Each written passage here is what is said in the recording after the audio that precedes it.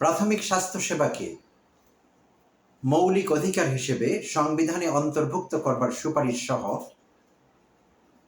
জমা দেয়া হলো স্বাস্থ্য খাত সংস্কার কমিশনের প্রতিবেদন। গতকাল প্রধান উপদেষ্টা অধ্যাপক ডক্টর মোহাম্মদ ইউনূসের কার্যালয়ে যমুনায় এই প্রতিবেদন জমা দেয়া হলো সরাসরি প্রধান উপদেষ্টার কাছে।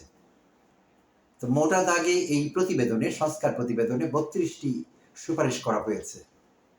বিভিন্ন খাতে, অর্থাৎ স্বাস্থ্য খাতের বিভিন্ন বিভাগে, বিভিন্ন সেক্টরে, সাবসেক্টরে প্রয়োগ করা যায় বা পরিবর্তন আনা যায়, এরকম 32টি সুপারিশ করা হয়েছে স্বাস্থ্য খাতের সার্বিক উন্নয়নের জন্য।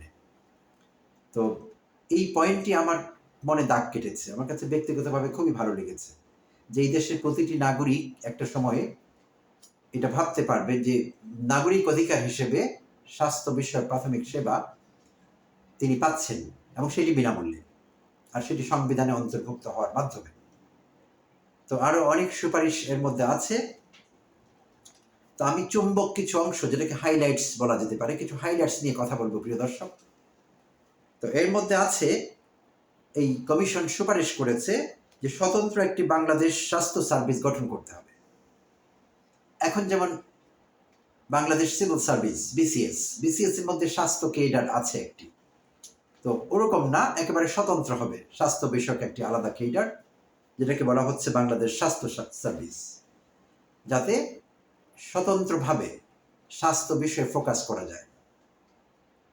সেই জন্য একটি আলাদা সার্ভিস গঠন করবার কথা প্রস্তাবে বলা হয়েছে প্রতিবেদনে।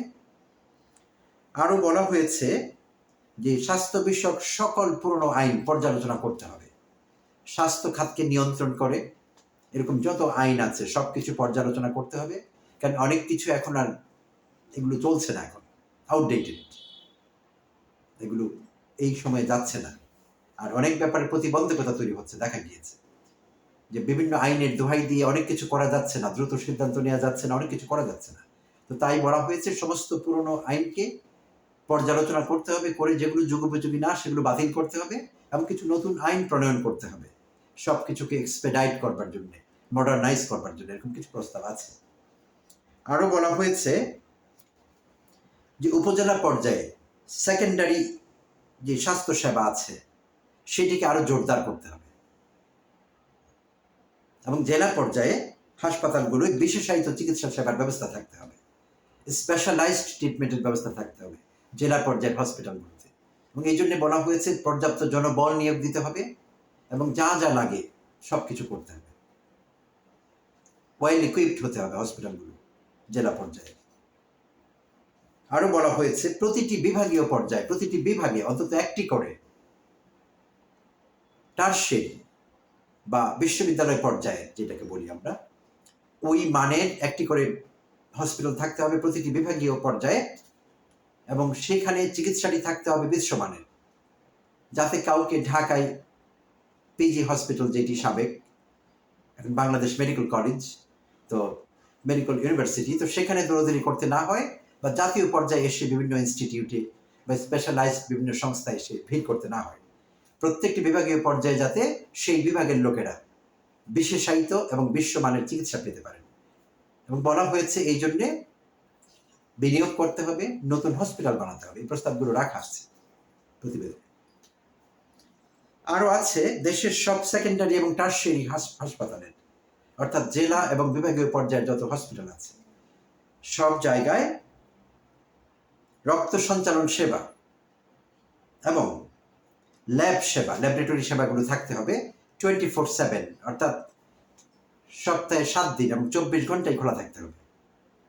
জনগণ যাতে এই ল্যাব সুবিধা এবং ব্লাড ট্রান্সফার করবার যদি ব্যাপার হয়, ব্লাড ট্রান্সফিউশনও বলা হয় ওটাকে মেডিকেল টার্মে, ওগুলো যদি দরকার হয় তাহলে যাতে ওখানেই পেতে পারেন, এবং 24/7 যাতে ঘটনাটি ঘটে, সপ্তাহে 7 দিন এবং 24 ঘন্টা যাতে জনগণ এই সার্ভিস পেতে পারে।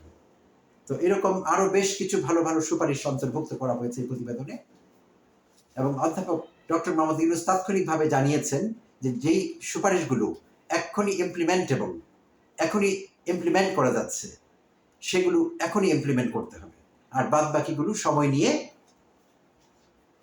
ইমপ্লিমেন্ট করা হবে ইন ফেজেস, বিভিন্ন পর্যায়ে। তো আমি ব্যক্তিগতভাবে খুব উৎফুল্ল বোধ করছি, যেমনটি আমি একটু আগে মেনশন করেছি, এই দেশের মানুষ স্বাস্থ্য সেবা পেতে যাচ্ছে একটু ভালো মানের, এই ব্যাপারটি যদি ঘটে আমাদের জন্য একটি চমৎকার বিষয় হবে, সবার জন্য, ধনী গরিব সবার জন্য।